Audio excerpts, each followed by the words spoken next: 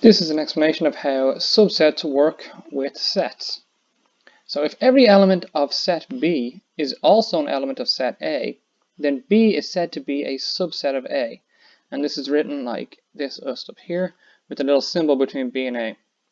That little symbol that looks like a C or a U that fell over means is a subset of.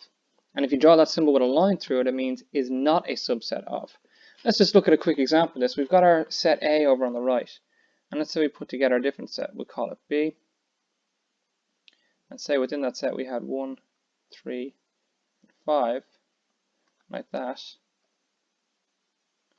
And then we could say that our set B that we have here is a subset of A, because all of our elements in B are also in the set A. But that doesn't work the other way around. Right? A is not a subset of B, because all of our elements of A are not in set B. So the order does matter for these. Other things we might be asked to do with this, if we're given this sort of information, is to put it into a Venn diagram. So say we had our set A. And within our set A, we've got 1, 2, 3, 4, 5, 6, 7, 8, 9, and 10. So that's our set A represented in a Venn diagram. But if we also want to represent our set B, we don't have to go about drawing a new circle or anything. We already have all the elements listed, 1, 3, and 5. We just draw our circle around them within A, and we label that B. So now you can clearly see that B is a set within A. It's actually represented on the Venn diagram just there.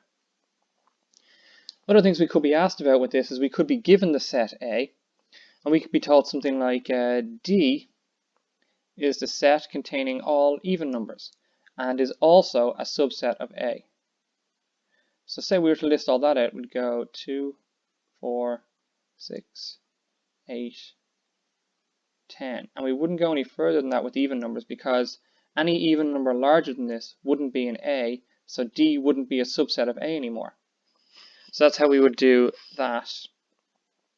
Other things that we've got to remember about this that are a little bit weird is that every set is a subset of itself. So in other words, A is a subset of A, which is a little weird if you think about it, but we got to.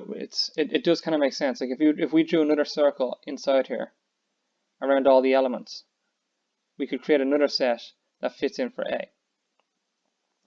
And the other thing that we got to remember is that the null set, the empty set, is a subset of every set. So the null set is a subset of A, and you can kind of think about that if we just drew a little set in here and label that one E, and we'll say that E is the empty set.